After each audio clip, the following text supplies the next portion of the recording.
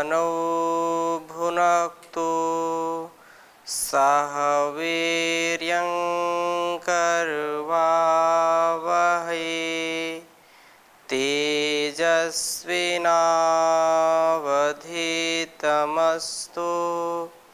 मा विद्विषावहै। ओम शांति शांति शांति। वैदिक जीवन पद्धति की इस कक्षा में आप सबका हार्दिक स्वागत है, अभिनंदन है।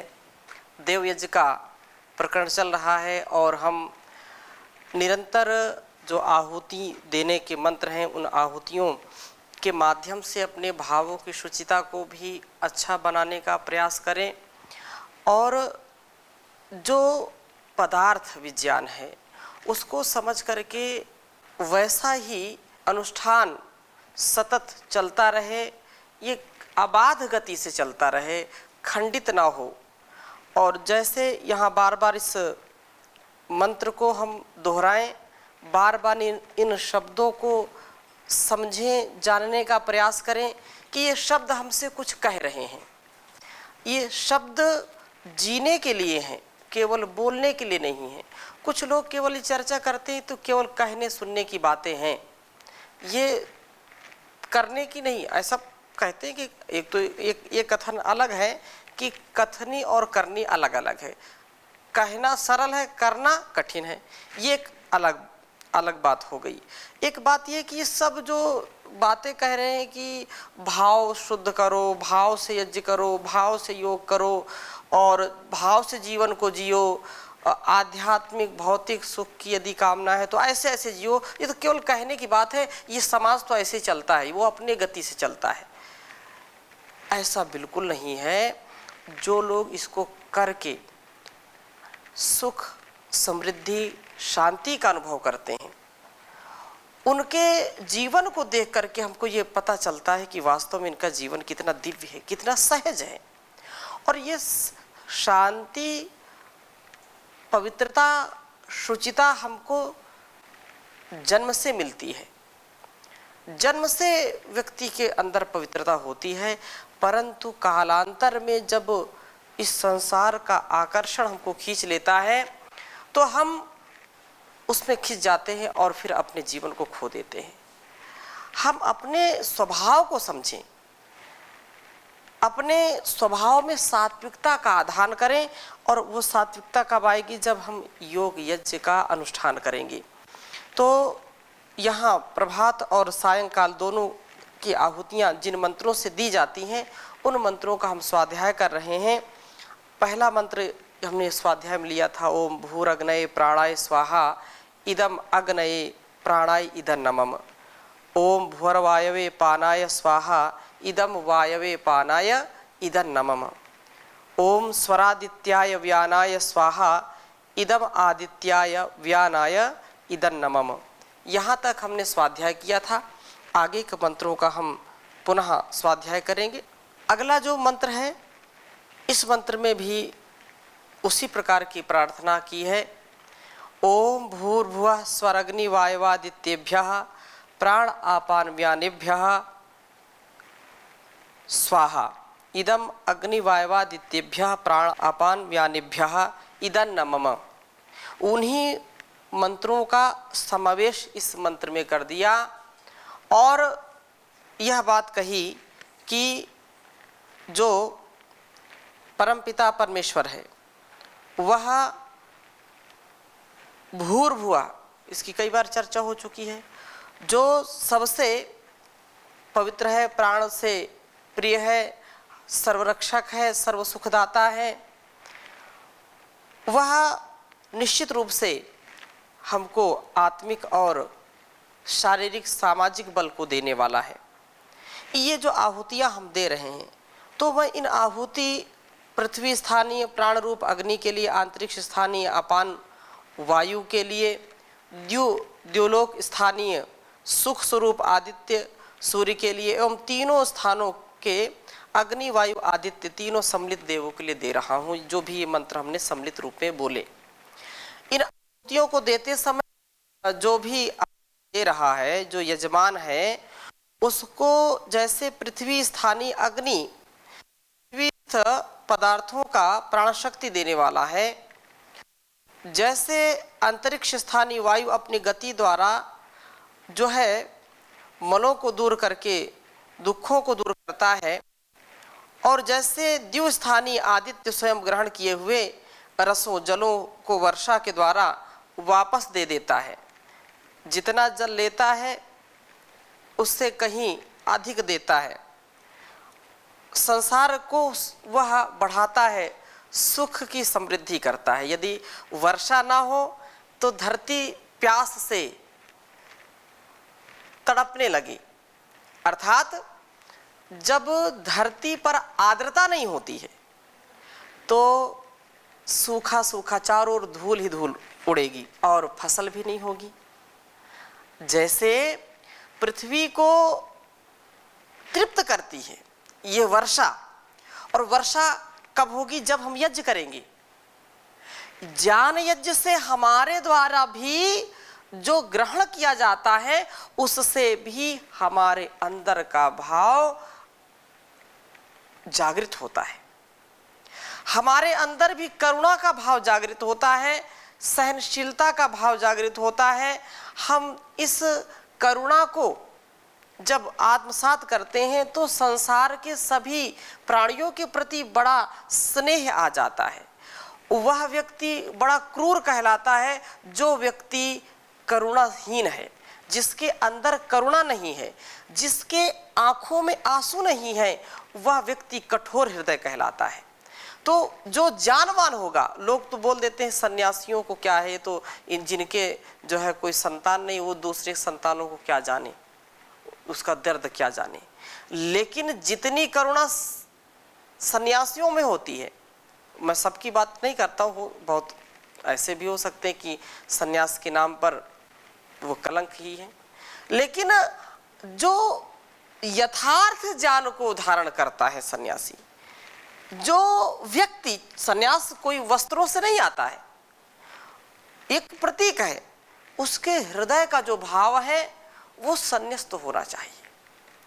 तो जब ज्ञान का आधार होगा, ज्ञान अग्नि में हम आहुति देंगे, अर्थात जैसा हमने जान लिया है वैसा अपने कर्म को करेंगे, तो उसका हृदय इतना करुणा से, प्रेम से, सौहार्द से परिपूर्ण होता है कि दुखों के समय वो करुणा से ओतप्रोत होता है, दीन दुखियों की रक्षा के लिए अपना जीवन समर्पित कर देता है, राष्ट्र और समाज के लिए उसका जीवन न्यौछावर हो जाता है। जैसे समाज ने उसको बड़ा किया है, समाज ने उसको तैयार किया है, इसलिए समाज के लिए सारा जीवन वो दे देता है।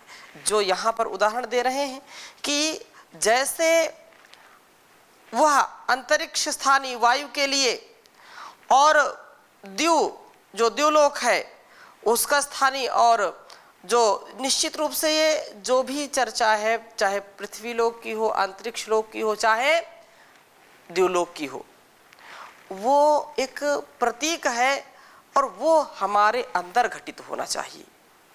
जैसे ये हम सबको अस्तित्व में रखते हैं, इनके बिना हमारा जीवन चल नहीं सकता है, इनसे ही हमको जीवन मिला है, लेकिन ये सतत हमको देते रहते हैं, वैसे समाज रूपी जो घटक है, समाज का जो एक दायरा है या समाज की जो व्यवस्था है, उस व्यवस्था से हमको ये जीवन मिला है, तो हम भी उसके लिए जीना सीखें।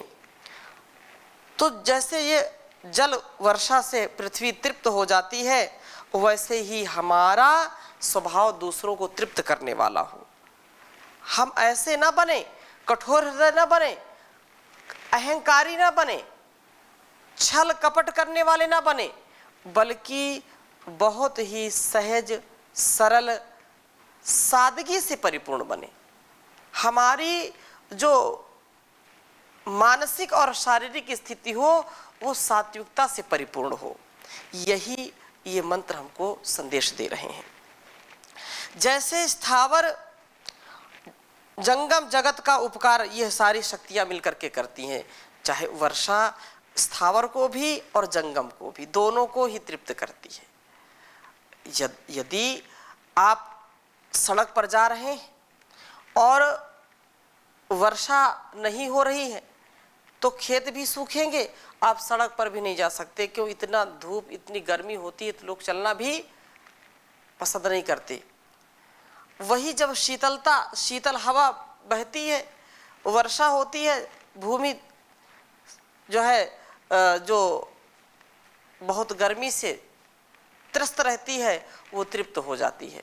तो हमारा प्रत्येक व्यवहार तृप्त करने वाला हो, जैसे जंगम जगत या स्थावर जगत का उपकार ये पूरा संपूर्ण अस्तित्व कर रहा है, उसी प्रकार से मैं भी क्रमशः उन्नत होते हुए अग्नि के समान लोक में प्राणवत प्रिय बनूं। कितनी सुंदर प्रार्थना है।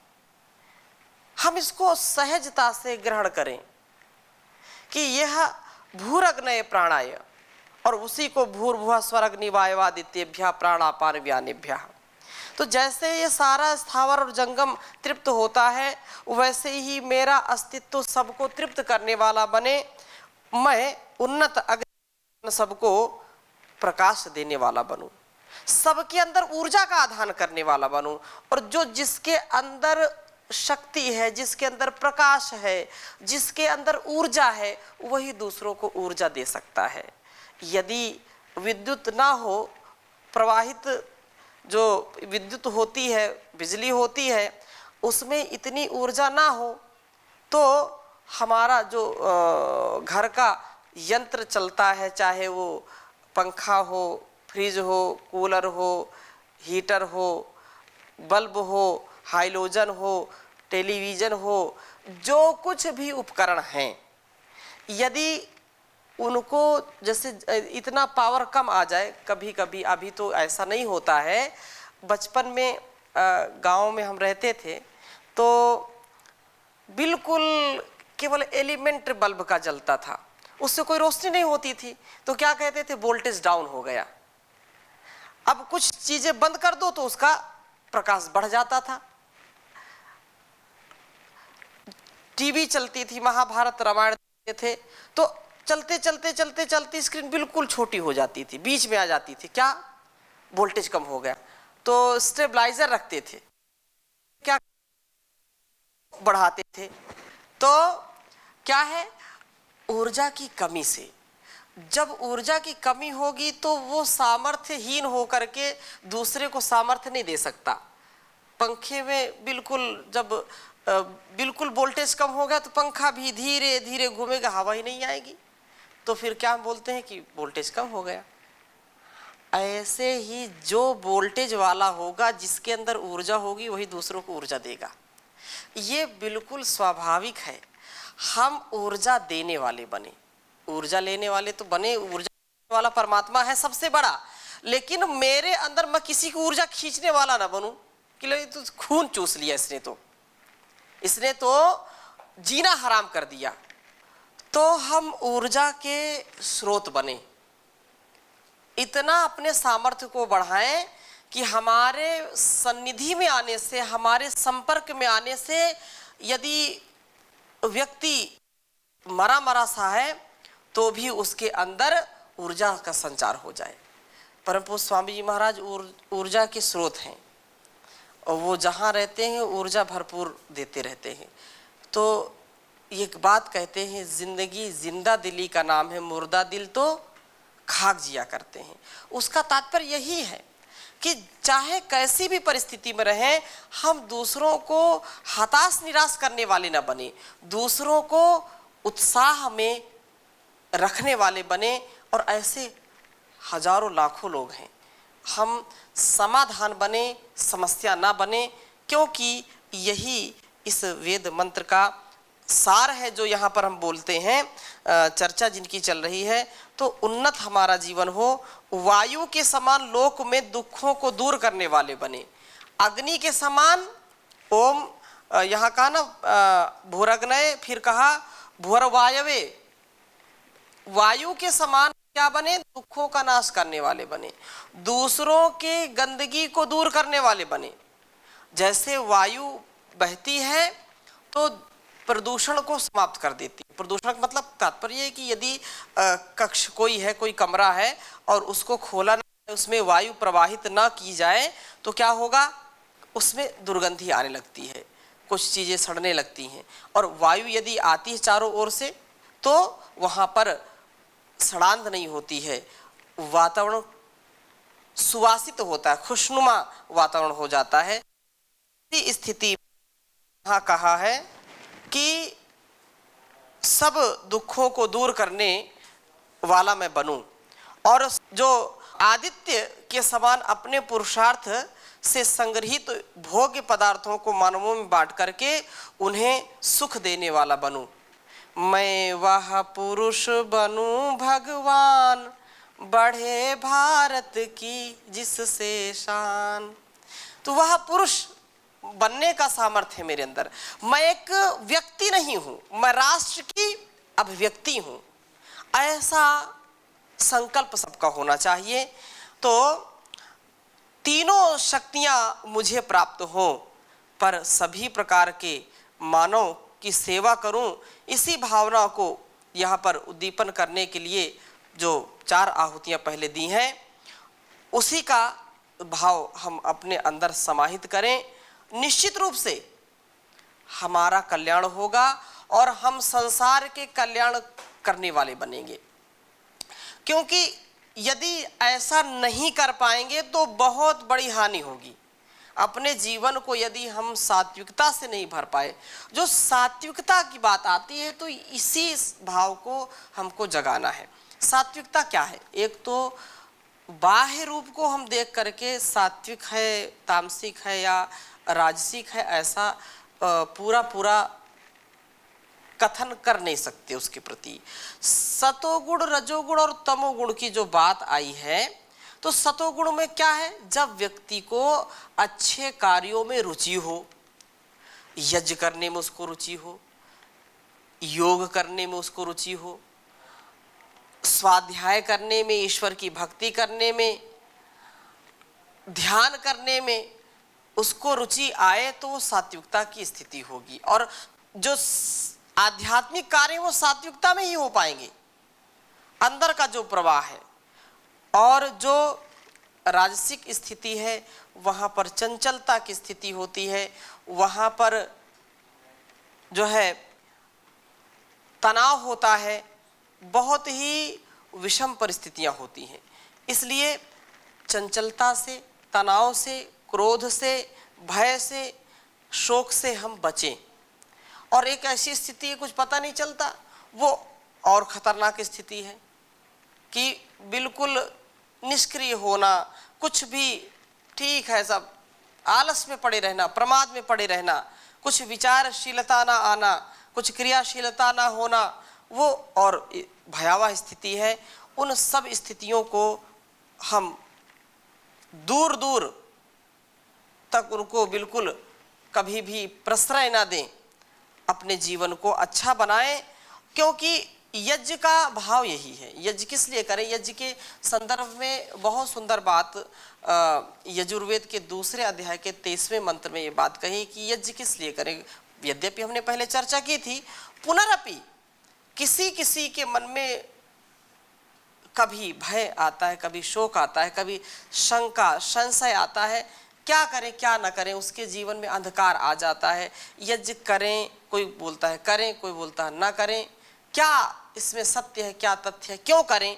तो इसके लिए बहुत अच्छी बात कही, कस्त्वा विमुंचति सत्वा विमुंचति कस्मैत्वा विमुंचति तस्मैत्वा विमुंचति पोषाय रक्षसाम भागोसी।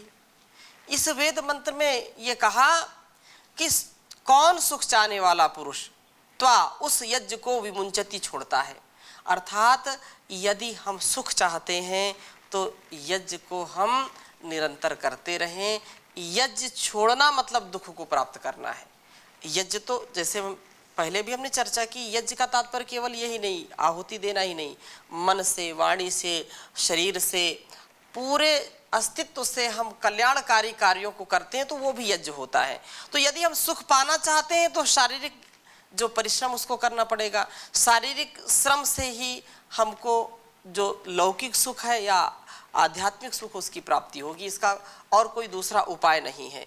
और जो यज्ञ को छोड़ता है तो उसको यज्ञ का पालन करने वाला परमेश्वर भी विमुंचति छोड़ देता है।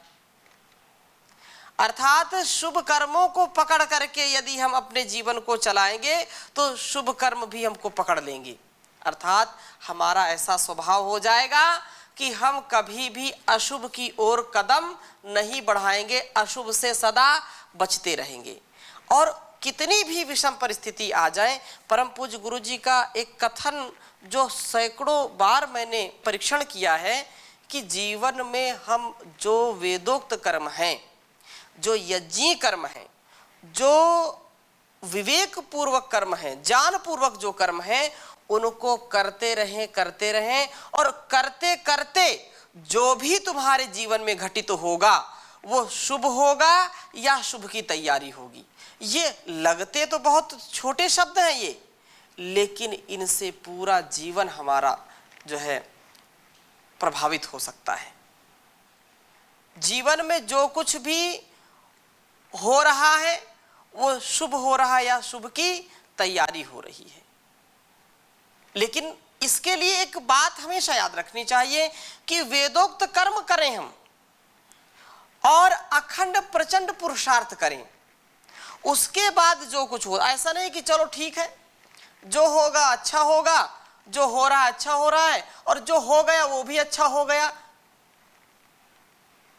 ऐसा यदि भाव रखेंगे और कुछ करना नहीं है तो ये गलत दिशा पर चली गई। फिर आप गलत दिशा की ओर अपना रुख कर लिए। पूर्ण पुरुषार्थ के बाद, पूर्ण सामर्थ्य का सदुपयोग करने के बाद जो कुछ भी हो रहा है उसमें अपने को दुखी नहीं करना।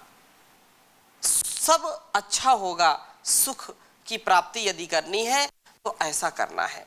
और अगली बात क्या कही कि किस प्रयोजन के लिए अग्नि में यज्ञीय पदार्थों की आहुति देता है, तो तस्मै पोषाय त्वाविमुंचति, जिससे सब जो यज्ञ करता है तो जिससे सब सुखों की प्राप्ति और पुष्टि होवे, इसके लिए पदार्थों की आहुति देता है। हम घृत की आहुति देते हैं, अनेक प्रकार के मिष्ट पदार्थ, रोगनाशक पदार्थ, सुगंधि से युक्त पदार्थ, अनेक पदार्थों को हम अग्नि में आहुत करते हैं। तो वो किस लिए? वो पुष्टि के लिए करते हैं। हमारा जीवन, हमारा जगत हर प्रकार से पुष्ट हो। और जो त्वा विमुंचति, उस यज्ञ को जो छोड़ देता है उसे सा त्वा विमुंचति, वह यज्ञ पुरुष परमेश्वर भी उसको छोड़ देता है। ईश्वर के छोड़ देने पर मानव विविध कष्टों से ग्रस्त हो जाता है, विविध कष्टों को, भिन्न भिन्न प्रकार के कष्टों को भोगता है। रक्षसाम भागोसी, जो पदार्थ सबके उपकार के लिए यज्ञार्थ प्रयुक्त नहीं किया जाता है वह राक्षसों का भाग है। अर्थात जो कुछ भी हम भोगते हैं उसको यदि दैवी संपत्ति से युक्त होकर के नहीं भोगते हैं, यदि त्याग की भावना से नहीं भोगते हैं, यदि अपने जीवन को यज्ञी भावना में चला करके उन पदार्थों का सदुपयोग नहीं करते हैं, तो हमारा जीवन राक्षसी हो जाता है, हम असुर प्रवृत्ति वाले हो जाते हैं। इससे बचने का एक ही उपाय है कि हम रोज नित्य प्रति योग के साथ यज्ञ का जो प्रकरण चल रहा है, यज्ञ को कभी न छोड़ें। यथा सामर्थ्य यथा काल हम इसको जरूर करते रहें, क्योंकि यज्ञ के जो लाभ के विषय में बताया कि यज्ञ पोषाय, यज्ञ में आहुति इसलिए दी जाती है जिससे पुष्टि हो। पुष्टि से अभिप्राय अन्न धन की वृद्धि, आरोग्य, पर्यावरण की शुद्धि से है। यज्ञ में सुगंधित पुष्टिकारक रोगनाशक द्रव्यों की आहुति दी जाती है और आहूत द्रव्य सूक्ष्म होकर के जल और इस वायुमंडल की शुद्धि करते हैं। शुद्ध जल बरसने से पुष्टिदायक अन्न की उत्पत्ति होती है, जिससे सेवन से जो है आरोग्य की प्राप्ति होती है। इसलिए परमात्मा ने यज्ञ का विधान किया है और ऋषियों ने उसको पूरा जिया है। तो हम भी ऐसे बन जाएं, ऋषियों की संतानें हैं तो ऋषियों के जैसे हम बने, हमारा प्रत्येक व्यवहार जितना इस वर्तमान काल में जितना संभव है, जितना कर सकते हैं उतना करने का प्रयास करें तो निश्चित रूप से हमारा जीवन सफल होगा। इन्हीं शुभ संकल्पों के साथ आज की कक्षा को यहीं पर विराम देते हैं। शेष चर्चा अगली कक्षा में करेंगे। ओम शांति शांति शांति।